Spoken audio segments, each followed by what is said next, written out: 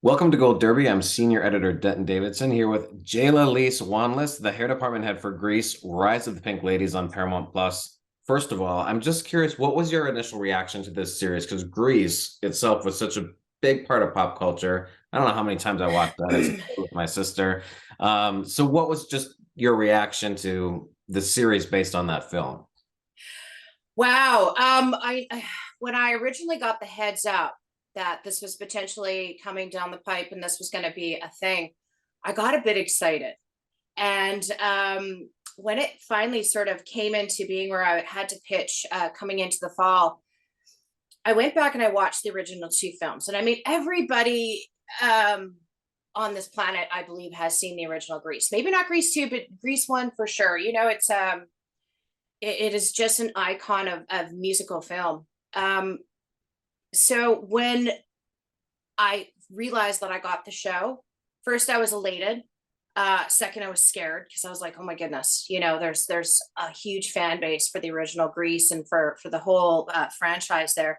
I really hope I do this justice. And I went back and I watched both of the films quite with pretty much with a fine tooth comb. And I picked through the characters, I picked through the scenes, I went through, I'm like, okay, how did they put their stamp on it for the 70s? How did they put their stamp on it for the 80s? And how do we bring this into the modern day for the show? So I was actually very overwhelmed. What are the biggest key components you need in the hair department to bring these looks alive? I'm no expert, but I'm going to say curlers. What else? What were the tools you need to pull that era together?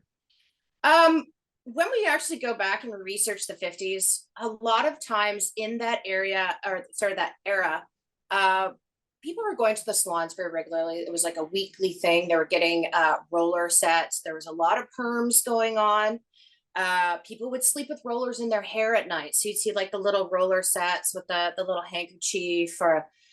So in this series, we couldn't do any of the sleeping with the rollers. Trust me, I tried. I took it home and I tried every which way on my own head to see, is it comfortable? Is it going to interrupt a talent or a cast member sleep? I tried them all and they weren't very comfortable, let me tell you. Obviously I didn't perm my hair, but, with a lot of casts, we couldn't perm hair. So on our show, we were very limited on the amount of wigs we could actually use to on our characters. So everything had to be done manually on each and every person. So we had an army of hot curling irons, from like little tiny teeny ones, all the way up to some, maybe about a 1 1/3 inch barrel iron. And every single morning we set into the little roller sets, clipped everything, let them cool, go to makeup, come back. So every day was a couple hours of really labor intensive processing in the morning. Wow. And this was a huge task because you're not just talking about the main players here. There's a tremendous amount of extras, the backup dancers and singers and all those students within the school. What sort of team do you have to assemble to give looks to all of these characters? How big is just your department? Our department on a show like this is massive. And I had a couple of different teams actually working. So, first and foremost, I had a prep team working in the background area. So, anytime we'd have our background players coming through for their costume fittings, we actually had a hair area off to the side. So, we were pre cutting people. So, I had a team of about 2 or 3 hairstylists working there every day behind the scenes, prepping, cutting, sometimes trying out hairstyles, trying out wig pieces. So, we had a whole tiny prep team just for the background alone. Our actual background hairstyling team could be anywhere from 15 all the way up to 25 or 30. And that and then we had two trailers for our main cast. So we had a 10-seater for one of the trailers, and then we had a 6-seater for the other trailer. Now, that being said, we were filming COVID times.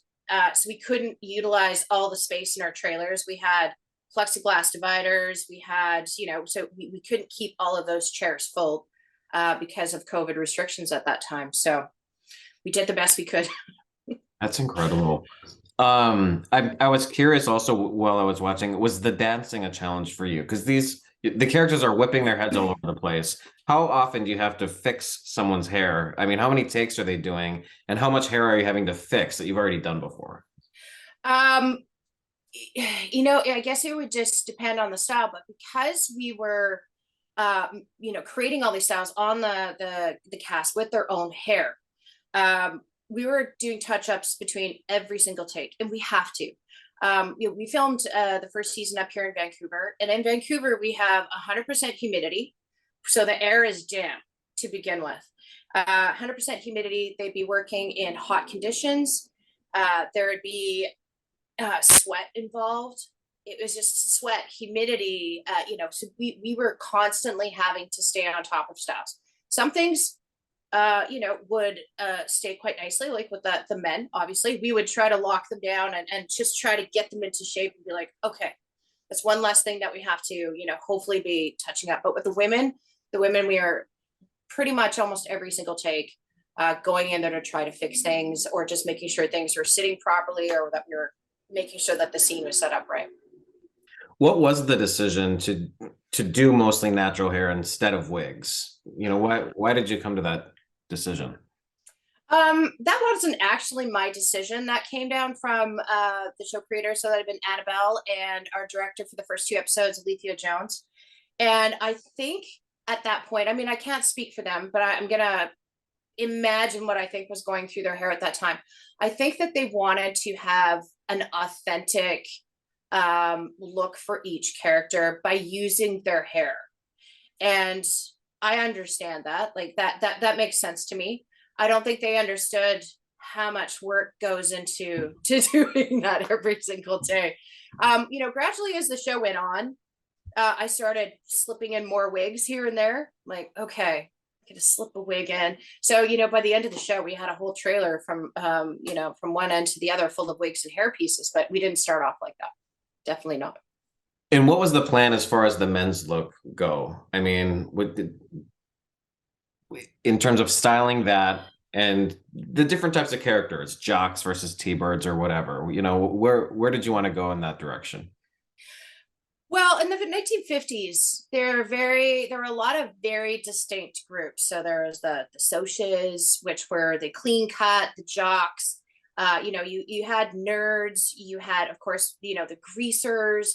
You had a little bit of everything in between, and a lot of 1950s hairstyling was like classic barbering, and which is a lot of fun. So flat tops, tight, tight cuts, but when you get into something like the greasers are fun, because they have the nice big sideburns and like the greased back hair. And that was those are always the fun ones too, because they're large. We've got the volume going on.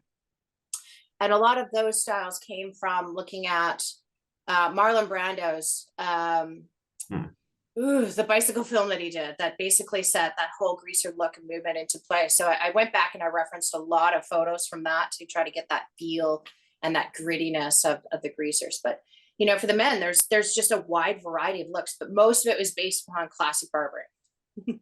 Wow. And what about the parents? Because they're of a different age. So everyone's parents isn't as hip as they are. So what sort of looks did you go for in the parents? Well, actually, it's interesting because in the 1950s, you don't really see a divide between, age groups per se. And the reason why I say that is because when I research a historical time period, I go through and I look at advertising. I look at a lot of catalogs. I maybe look at maybe even patterns from like sewing companies. I go through and I look at every possible angle. And so in the 1950s, there wasn't really a generational divide per se, because everybody was looking at the same materials. They were looking at movies, they were looking at magazines, they were looking at catalogs, like I said, and everybody was okay. These are the looks that I'm going to be doing. And so I think with the women, the older women, I mean, you'll still see a lot of those styles being echoed in the younger generation. So there wasn't a big generational gap per se. There's this fun moment in episode 3 where these men leap out of a painting and Yes, they're like yes. waxy, and it just made me wonder, what sort of collaboration, how closely are you working with makeup and costumes. Who are you collaborating the most with on this set every day? You know, it actually changed. It would change, you know, according to department and according to what we were doing. That was a really fun scene to do, the men coming out of the painting. And that had to be a collaboration, not only with costumes and makeup, and of course, our department hair. We were working very closely with the art director as well. So originally, when we set that photo up, we got the men ready. They took a photo. The art department actually went in and turned that into a painting. So that was our guidepost, that we were working off what these actual real people need to look like based upon this painting that the art department did. So we were in a lot of contact with the art department there, because you want to know brushstrokes, you want to know tones, you're sort of getting a feel for it. Trying to figure out how to paint over hair, I had to take home one of my mannequin heads and glue a wig to it and play around with a lot of materials and a lot of different equipment that I had at home, try to figure out how can we do this, how can we execute it, how can we do it in the shortest amount of time, and how do we make sure that we're working together with makeup in this instance. So on the day of, we had our actors come into hair first, and we used like a gaff quat, which is a medical adhesive. Well, it's not a medical adhesive, it's an adhesive, diluted with 99% alcohol, locked it into place so their hair was like a helmet. And then what we did over top of that is we airbrushed the dark tones in, we matched the painting that the art department had sent us, filled in all the different colors and specs. Now we stopped there. We didn't go into any detailing work. So after that, we sent them over to makeup. Makeup did all their amazing, you know, face painting and their shadow work. And the reason why I did that was so that when those actors came back to hair, we could match the tones and we could match the brush strokes that the makeup department was doing. We didn't want it to look like, you know, all these different types. We wanted to look, you know, my goal at that point was to make it look like the same artist did the whole look from start to begin or start to finish. So it was, we were very much in contact at that point. Yes, working together. Did anyone leave looking like me? Did they all keep their hair at the end of the day? Well, Everyone was yeah, safe. yeah. You know, I think, you know, when you're working in these conditions and you're using products like this, you have to make sure that people are leaving in better condition than they're arriving in. And that was why, you know, I spent a weekend playing around with products and playing around and trying things and experimenting. And at the end of the day, the way that I had layered the product in there, I was able to put somebody into a sink, wash their hair, gone, and away they went. And you know, that was my whole goal. It has to be easy to apply, not wreck their hair, wash out at the end of the day really fast, and it did. So Yeah. Job well done. thank Jayla, you. yeah, there's one thing, being a hairstylist is one thing, and then being in television and film is totally different. What made you take that leap? Where did that interest come from, and when did you decide, you know, this is what I'm going to do with my career and where I want to do hair? That's a great question. Um, you know, I've been doing hair for 30 years, and eventually, and you know, I owned my own salon and spa at one point, and eventually I just got to a point in my career where I just felt like I'm also a practicing artist outside of doing hair. So I have a lot of other different mediums that I'm working on, and a lot of things I'm doing, and I felt creatively stifled with where I was at that point doing hair. So only so many highlights, so many haircuts, somebody this, somebody that can do. It's kind of like, you know, you see the same things kind of happening on a 6-month rotation coming in and out. And I was feeling creatively stifled, and I was really feeling like it wasn't going anywhere for me. Like there wasn't anything happening with it.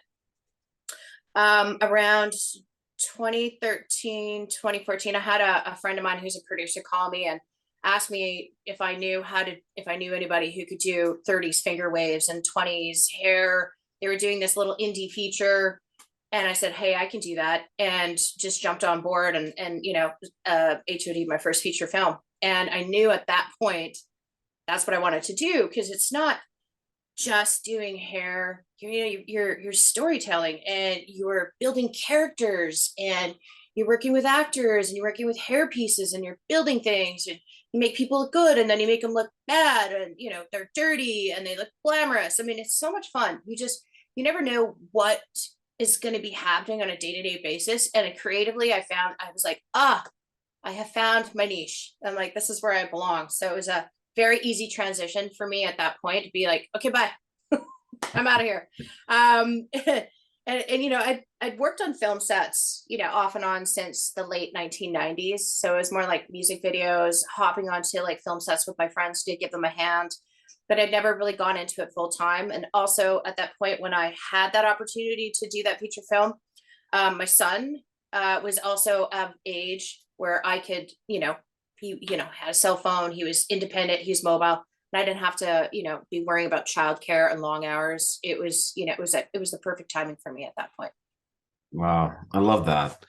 Yeah. Um, just to tie a bow on everything, thinking back on Greece, Rise of the Pink Ladies, what's the most special part about that experience that you'll remember and take with you from that experience?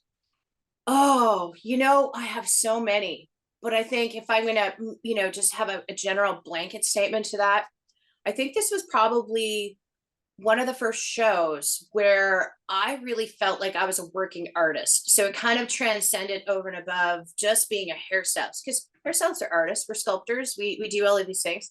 But this is the first time where I actually was being called upon to you know, come up with all these ideas and these solutions for things that were not my department, but it was super fun. And you know, I was building hair pieces, I was like making little horse sculptures. We created the flamingo hair pieces, like the big showgirl hair pieces. The hair department made those. You know, Cook's Costumes was super overwhelmed thing. So anytime anybody was overwhelmed or you know, needed a little extra help, hey, you wouldn't have. Yes, I actually do know how to do that. So I actually I had to bring a huge chunk of my art studio and a lot of my supplies into the hair trailer so that we had materials to build things on the fly, because they're always challenging us. Hey, we need this hair to be floating and floating off the head and make it look like it's frozen in motion. Oh yeah, no problem. I'm like, yeah, no problem. I bust out my steel sculpting and my steel wire, and I'm like, okay, well, let's just build a you know. So there's a lot of, that was the best part about that. I really got to get in there and be really super creative. That was fun. Well, it's Uh, such a fun show, and it's streaming now on Paramount Plus. Everyone can go check it out. Jayla, congrats on your incredible work and the work of Thank your team. you. Best Thank of luck you. to you, the cast, the crew, and everyone at the upcoming Emmy nominations. Hopefully, we hear at least a few of your names when those nominations come out this summer. But we'll see, and best of luck. Thanks for chatting with Gold Derby today. Um, Thanks, Denton. Have a great day.